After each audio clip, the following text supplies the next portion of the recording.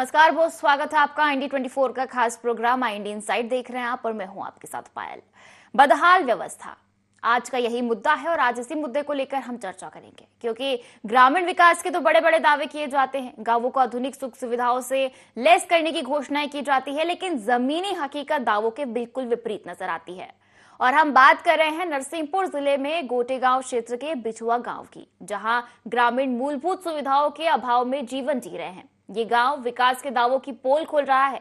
यहाँ स्वास्थ्य सुविधाएं खटिया पर है। यहाँ की सड़क इतनी बदहाल है कि एम्बुलेंस गांव तक नहीं पहुंच पाती और किसी घायल या मरीज को खटिया के सहारे ले जाकर 3 किलोमीटर दूर खड़ी एम्बुलेंस तक पहुंचाना पड़ता है।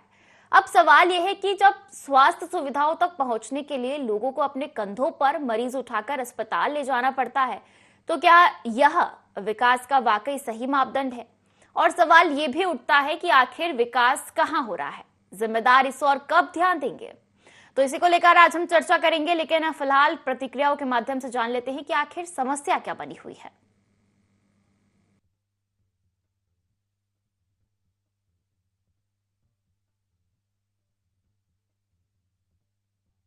भाई ट्रैक्टर से जुतावनी कर रहा था तो ट्रैक्टर अनियंत्रित होकर नीचे पलटा और उसमें वो दब गया।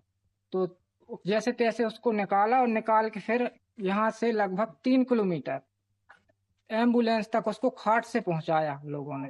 रास्ता तो ऐसी है कि ये पैदल सही निकलते नहीं बनता, गाड़ी तो छोड़ो। अभी स्थिति ऐसी है कि सिर में चोट है और ये एक हाथ 2 जगह से फ्रैक्चर है, तो ही वो जबलपुर में एडमिट है। खेतों में बर्मन लोगों ने जो मकान बना लिए हैं, तो उसकी हमको पेपर में ही मैंने पढ़ा और आपके माध्यम से भी जानकारी प्राप्त हुई है।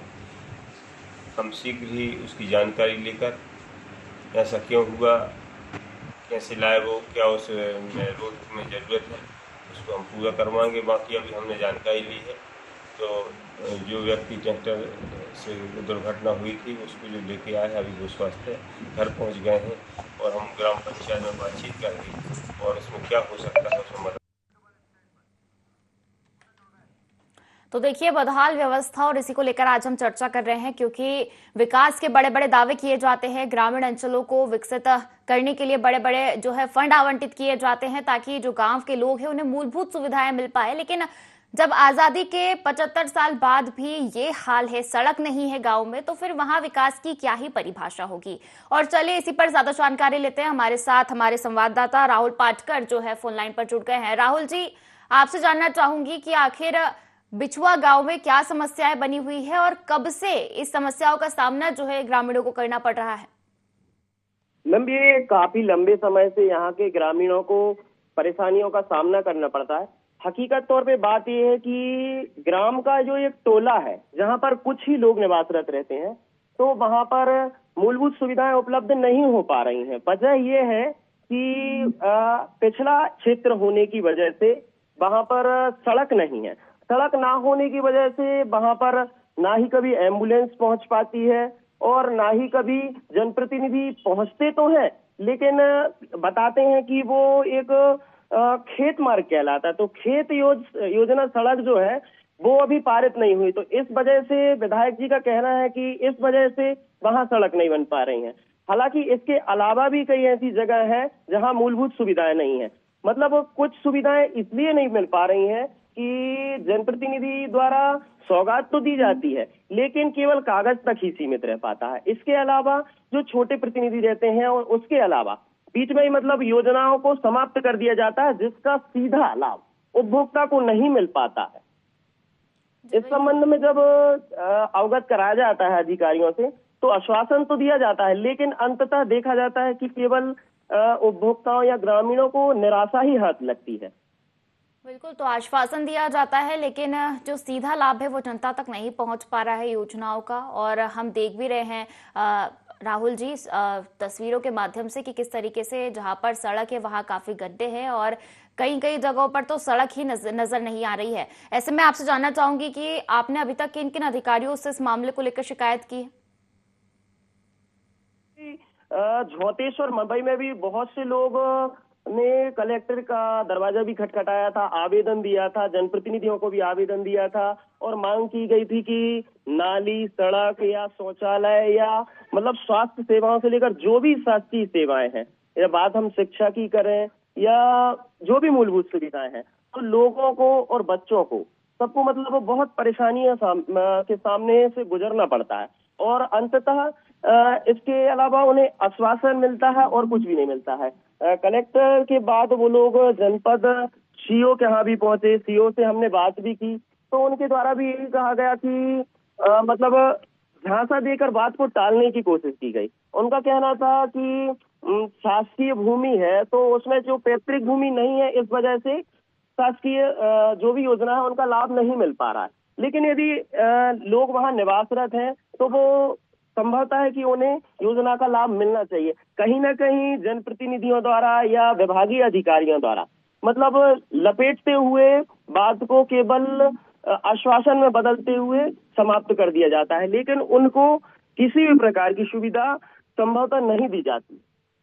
यानी कहा जा सकता है कि जिम्मेदार इस ओर ध्यान नहीं दे रहे हैं, साथ ही आंख मूंदे बैठे हुए हैं।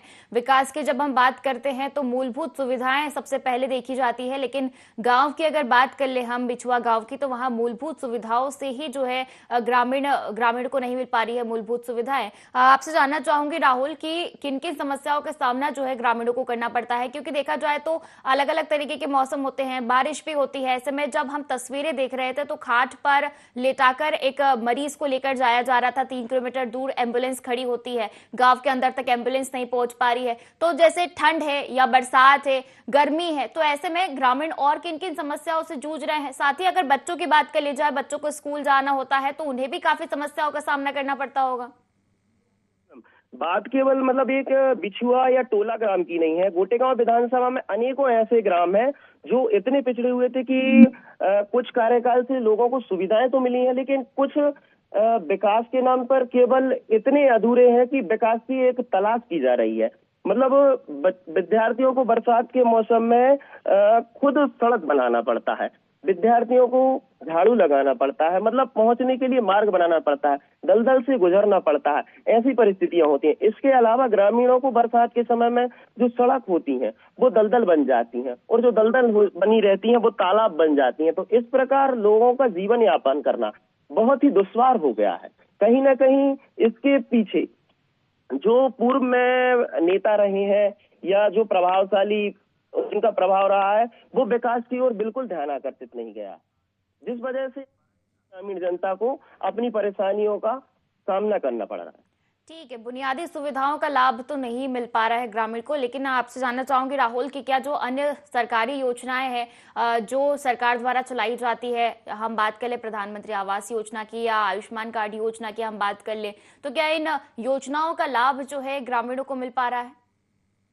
कुछ ही लोगों को इसका लाभ मिल पाता है। शहर की बात करें या ग्रामीण की बात करें, जो प्रभावशाली लोग रहते हैं वो कहीं ना कहीं से अपना मेलजोल तालमेल मिलाकर और योजना का लाभ पा लेते हैं, लेकिन हकीकत तौर पे जो उसके पात्र हितग्राही होते हैं, जो मतलब एक आवास के मोहताज हैं, जिनके लिए जरूरी है कि आवास योजना का उन्हें लाभ मिले, लेकिन बहुत से ऐसे लोग हैं जिन तक ये लाभ नहीं पहुंच पा रहा है। हमने लगभग 2 साल से लेकर 4 साल पहले तक का अपन रिकॉर्ड देखें तो उसमें कई बार कलेक्टेड ऑफिस में भी शिकायत करने के लिए पहुंचे हैं, तो कोई जनपद का पहुंचा है तो जिला पंचायत, ऐसे मतलब लगातार अपन ने आवास योजना का ये सिलसिला देखा है।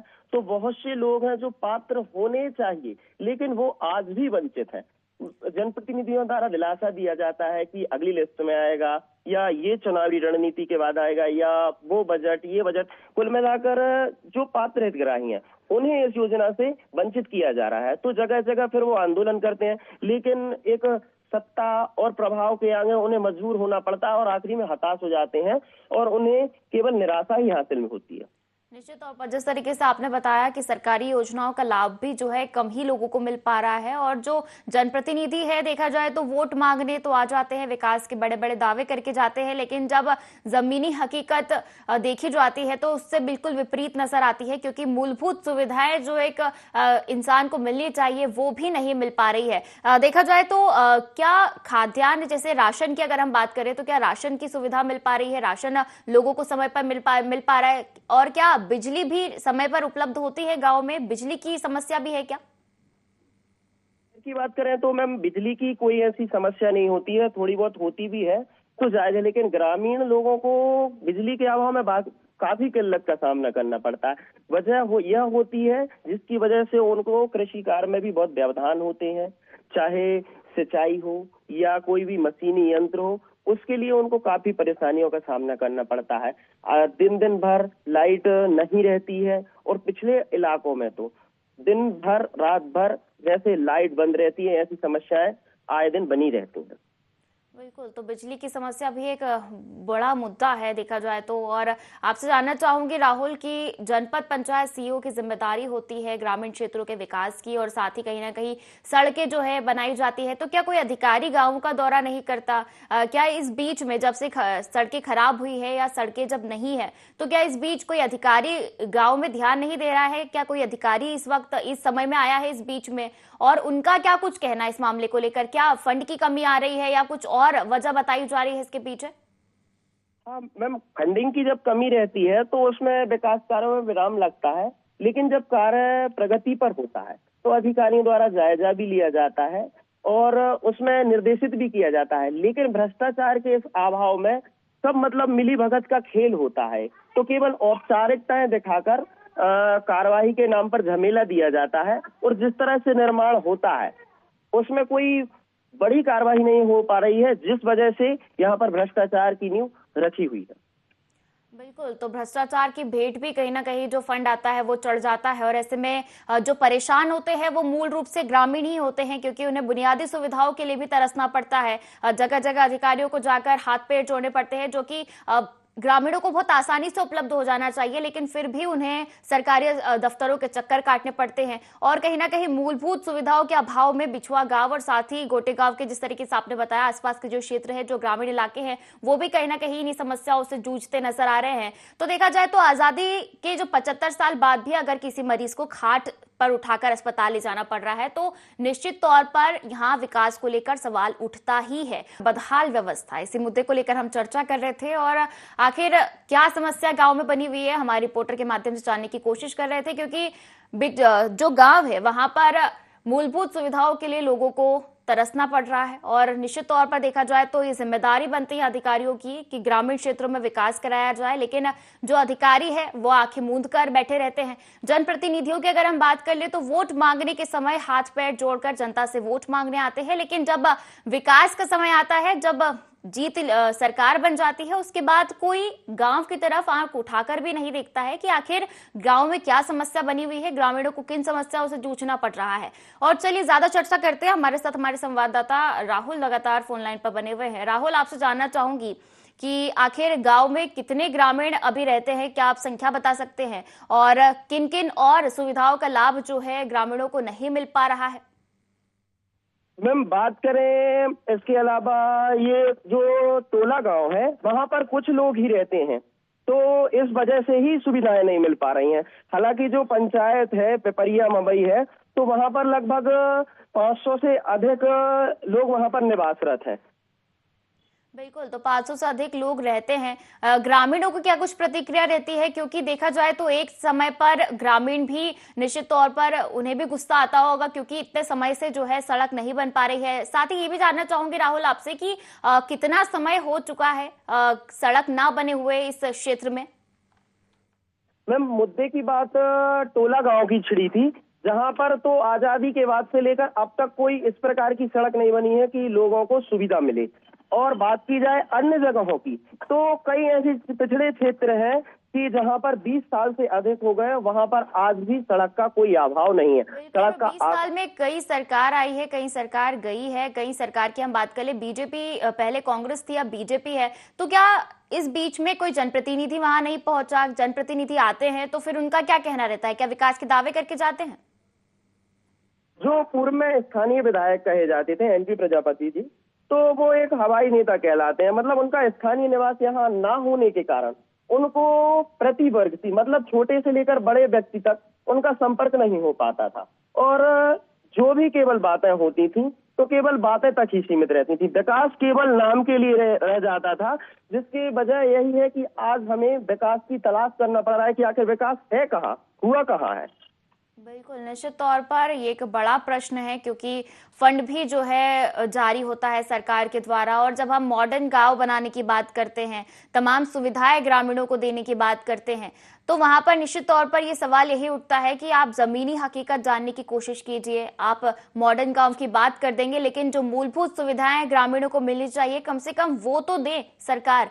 विधायक जो है वहां के, वो जिम्मेदार है इस चीज को लेकर, क्योंकि जब आगे की बात की जाती है, जनप्रतिनिधि की बात की जाती है, तो निश्चित तौर पर विधायक जी का एक बड़ा जो है यहाँ पर हाथ होता है। और निश्चित तौर पर जिस तरीके से आपने बताया कि जब फंड आता है तो वो भी भ्रष्टाचार की भेंट चढ़ जाता है। राहुल, आपसे जानना चाहूंगी कि जब आप अधिकारियों से इस बारे में चर्चा करने गए तो उनकी क्या कुछ प्रतिक्रिया थी, उनका क्या कुछ कहना था इस मुद्दे को लेकर? इसके पहले भी जब इस मुद्दे को उठाया गया था तो अधिकारियों से जब बात की जाती है तो उनका ये कहना रहता है कि मैं तो अभी प्रभार में आई हूँ। अब हम देखते हैं तो उसके बाद यदि ये दोबारा मुद्दा उठाया गया है तो कोई और अधिकारी पदस्थ होता है, तो केवल जो अधिकारी होते हैं तो वो औपचारिकताएं करते हैं और कार्य को एक अच्छी रूपरेखा ले जाने की जब सतह पर पहुंच जाते हैं तो उसके बाद उनका तबादला हो जाता है। तो इसमें केवल वो औपचारिकताओं तक ही सीमित होती हैं, विकास नहीं हो पाता है इस वजह से। बिल्कुल, तो क्षेत्र बिल्कुल पिछड़ा हुआ है निश्चित तौर पर, क्योंकि आज़ादी के अगर 75 साल बाद भी किसी गांव में सड़क नहीं है तो निश्चित तौर पर वहां सवाल खड़े होते हैं। राहुल, आपसे जानना चाहूंगी कि ठीक है, बुनियादी सुविधाएं नहीं मिल पा रही है ग्रामीणों को, आखिर ये सवाल पूछना गलत ही होगा, लेकिन फिर भी आपसे जानना चाहूंगी कि क्या स्कूल वहां पर है जो ठीक से बने हुए हैं? क्या स्कूलों की हालत ठीक है? अगर मैं शिक्षा व्यवस्था की बात करूं, क्या शिक्षा व्यवस्था वहां पर ठीक चल रही है? क्या बच्चों को अच्छी शिक्षा मिल रही है? साथ ही अगर मैं बात करूं स्वास्थ्य सुविधाएं, तो खैर छोड़ ही दीजिए, क्योंकि जिस तरीके से हमने तस्वीरें देखी, खाट पर मरीजों को ले जाया जा रहा है, तो स्वास्थ्य सुविधाओं की हम बात नहीं करते। तो क्या शिक्षा व्यवस्था को लेकर अगर मैं बात करूं तो वहां पर ठीक है? व्यवस्था की बात की जाए तो सरकार द्वारा अच्छी बिल्डिंग और अच्छी शिक्षा देने के पूरे प्रयास हैं, लेकिन कम स्टाफ होने की वजह से वहां पर कुछ समस्याएं स्कूल में हमें भी मिली हैं। कुछ बच्चों से कहीं सेवाएं ली जाती हैं, कहीं चाय ले आना या पानी ले आना, कहीं दूसरी जगह अपन ने 2 दिन पहले देखा कि विद्यार्थियों से झाड़ू लगवाई गई हैं। तो शिक्षा के शासन द्वारा प्रयास तो पूरे किए जा रहे हैं, लेकिन स्थानीय जो शिक्षक हैं या जिम्मेदार जो भी अधिकारी हैं या प्राचार्य हैं, उनके द्वारा पूरी तरीके से अच्छी जिम्मेदारी नहीं निभाई जाती है। वजह यह है कि उन्हें कोई बोलबाला नहीं है। यदि इन पर प्रतिनिधि या विभागीय अधिकारी लगाम लगाएगा तो संभवतः अच्छी शिक्षा विद्यार्थियों को प्राप्त हो सकेगी। बिल्कुल, तो निश्चित तौर पर शिक्षा व्यवस्था एक बड़ा मुद्दा भी यहाँ बन जाता है। और आपसे ये भी जानना चाहूंगी राहुल, स्कूल भवन की क्या हालत है? क्योंकि निश्चित तौर पर जब ग्रामीण क्षेत्रों में इन मूलभूत सुविधाओं का अभाव है, सड़कें नहीं है, बिजली नहीं मिल पा रही है, तो क्या जो शिक्षा भवन है, जो स्कूल का भवन है, वो बना हुआ है क्या, या वो भी जर्जर स्थिति में है? बात करें गोटेगांव के शासकीय विद्यालय की, तो उत्कृष्ट विद्यालय जो कभी सीएम राइज और आज सांदीपनी का जिसको नाम दिया जा रहा है, तो यहाँ पर भी घटनाएं हुई हैं। देखा गया था कुछ दिन पहले यहाँ का प्लास्टर गिरा और विद्यार्थी घायल हो गए थे, टीन का छप्पड़ उड़ा और बिल्डिंग क्षतिग्रस्त हो गई। तो यहाँ का जो निर्माण कार्य है कहीं ना कहीं गुणवत्ता पर सवाल करता है कि किस गुणवत्ता से आपने बिल्डिंग को बनाया है, कि जो गारंटी पीरियड या समय के पहले ही धराशायी हो जाती है।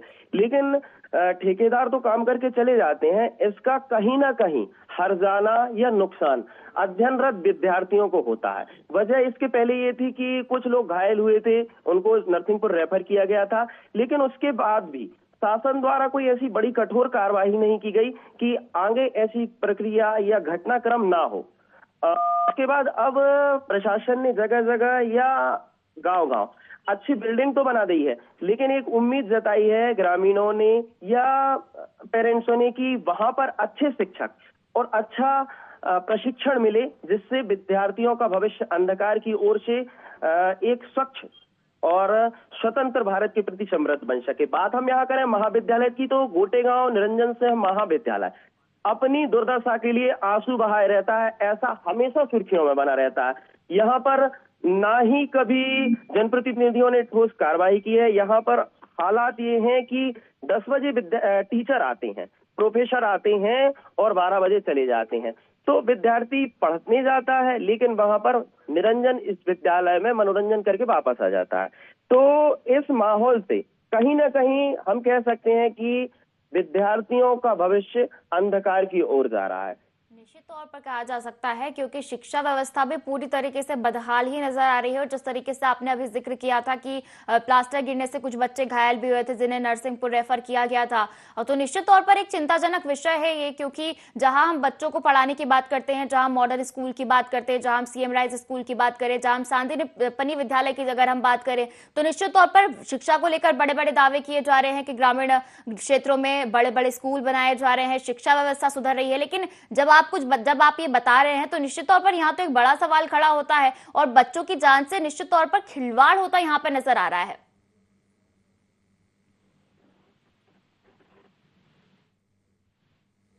राहुल, आपको आवाज मिल पा रही है? हाँ मैम, बोलिए। तो मैं आपसे जानना चाहूंगी कि गोटेगांव क्षेत्र के बिछुआ गांव के अलावा और गोटेगांव क्षेत्र में और कौन कौन से ऐसे गांव हैं जिन्हें ये मूलभूत सुविधाएं नहीं मिल पा रही है। साथ ही ये भी जानना चाहूंगी कि जिस गांव की अभी हम बात कर रहे हैं, बिछुआ गांव की, तो वहां सड़क और शिक्षा व्यवस्था, साथ ही बिजली की समस्या तो है ही। आपसे जानना चाहूंगी कि क्या पानी को लेकर भी कोई समस्या है, क्योंकि देखा जाता है गर्मी के समय पे जो हैंडपंप है, जो नलकूप है, वो सूख जाते हैं और ग्रामीणों को दूर जाकर जो है पानी लेकर आना पड़ता है। ऐसे में इस क्षेत्र में जो है पानी को लेकर क्या कुछ समस्या भी बनी हुई है?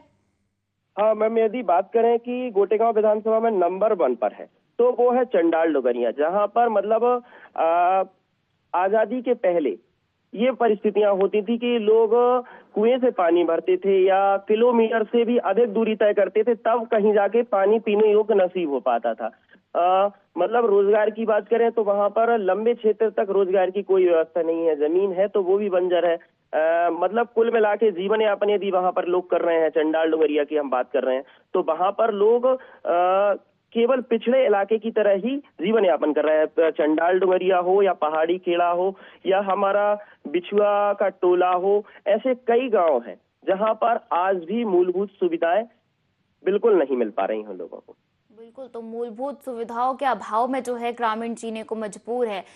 देखा जाए तो एक तरीके से कोई भी जो सुविधाएं हैं वो ग्रामीणों को नहीं मिल पा रही है और जनप्रतिनिधि जो है वो आंख मूंदे बैठे हुए हैं और ग्रामीणों को जो है पीने का पानी भी नहीं मिल पा रहा है। क्या साफ पानी मिल पा रहा है पीने का, राहुल जी? मैम, पहले बदहाल स्थिति थी, अब नल जल योजना में कुछ परिस्थितियां ऐसी निर्माण कार्य में कहीं ना कहीं छोटी बड़ी गलतियां होती हैं या जल संरक्षण के लिए कदम उठाए जाते हैं, तो थोड़ी बहुत उतार चढ़ाव होना आम बात है। लेकिन जल मुद्दे को कोई इस प्रकार से नहीं कहा जा सकता। पानी की कमी है लेकिन है तो अच्छा है। हालांकि मौजूदा विधायक द्वारा अथक प्रयास किए जाते हैं, हर व्यक्ति से संपर्क साधा जाता है और उनकी हर कोशिश रहती है कि हर उपभोक्ता हो या पात्र हितग्राही हो, उन तक योजनाओं का लाभ वो पहुंचाने की हर संभव प्रयास कर रहे हैं। बिल्कुल, तो प्रयास किए जा रहे हैं लेकिन फिर भी जो है ग्रामीण जो है मूलभूत सुविधाओं के अभाव में जीवन यापन करने को मजबूर है और कहीं ना कहीं विकास के दावों की पोल खोलता ये गांव नजर आ रहा है। जनप्रतिनिधियों ने जो आश्वासन दिया है, आप जिस तरीके से बात कर रहे थे कि आश्वासन दिया है, क्या कुछ आश्वासन दिया है कि कब तक ये जो बदहाल व्यवस्थाएं हैं ये ठीक करा दी जाएंगी? हाँ, स्थानीय प्रतिनिधियों ने इसका आश्वासन दिया है और जल्द ही इन समस्याओं से जो ग्रामीण जूझ रहे हैं उनसे निजात मिलेगी, ऐसा आश्वासन दिया गया है और प्रयास भी जारी है। इसके अलावा भी पूर्व राज्य मंत्री जालम सिंह पटेल जी के यहाँ भी इसका प्रस्ताव रखा गया था, तो उन्होंने भी इस प्रक्रिया को आगे बढ़ाया है और ग्रामीणों की हर तरह से संभव मदद करने के लिए तैयार है। बिल्कुल, तो तैयार है लेकिन देखना होगा कि आखिर कब तक ये जो बदहाल व्यवस्था है गांव की वो सुधर पाती है। आपसे ये भी जानना चाहूंगी राहुल कि जब आपने ग्रामीणों से बातचीत की बदहाल व्यवस्थाओं को लेकर, जो सुविधाएं हैं ग्रामीणों को नहीं मिल पा रही है, तो ग्रामीणों का क्या कुछ कहना है कि उनका आगे उनका क्या कुछ कदम होने वाला है? उनका कदम रहता है कि हम आंदोलन करेंगे, लेकिन कहीं ना कहीं शासन के हथकंडे के आगे गरीब जनता निष्क्रिय हो जाती है, निशस्त्र हो जाती है, तो उन्हें कुल मिलाकर अपने आप में ही पराजित और परास्त होकर झेलना पड़ता है और सत्ता में बैठे अधिकारी जो रहते हैं या जनप्रतिनिधि रहते हैं वो उसको केवल सुना कही करके बात को टाल देते हैं। चुनावी जब समय आता है उस समय आंदोलन का प्रभाव रहता है और हो ना हो हर संभव हर असंभव मांगों को पूरा करने पर सरकार प्रयासरत रहती है और मांगों को पूरा करती है। बिल्कुल, तो आश्वासन तमाम दिए गए हैं, लेकिन देखना होगा कि आखिर इन बदहाल व्यवस्थाओं को कब तक ठीक जो है इन जनप्रतिनिधियों के द्वारा कराया जाता है। आपका शुक्रिया राहुल जुड़ने के लिए और तमाम जानकारी साझा करने के लिए। तो देखिए, विकास के बड़े बड़े दावे किए जाते हैं, गांवों को आधुनिक सुख सुविधाओं से लेस करने की घोषणाएं की जाती है, लेकिन जमीनी हकीकत दावों के बिल्कुल विपरीत नजर आती है और मूलभूत सुविधाओं के अभाव में भी जो है ग्रामीण जीवन जीने को मजबूर हो रहे हैं। तो गांव के विकास के दावों की पोल खुलती यहां नजर आई। अब देखना होगा कि आगे क्या कुछ कदम जो है उठाए जाते हैं ग्रामीणों के द्वारा, या फिर जो अधिकारी है वो मामले का पर संज्ञान लेते हैं और जो गांव की बदहाल व्यवस्था है उसे ठीक करवाते हैं। तो फिलहाल IND इनसाइड में फिलहाल इतना ही। आप बने रहिए IND 24 के साथ। नमस्कार।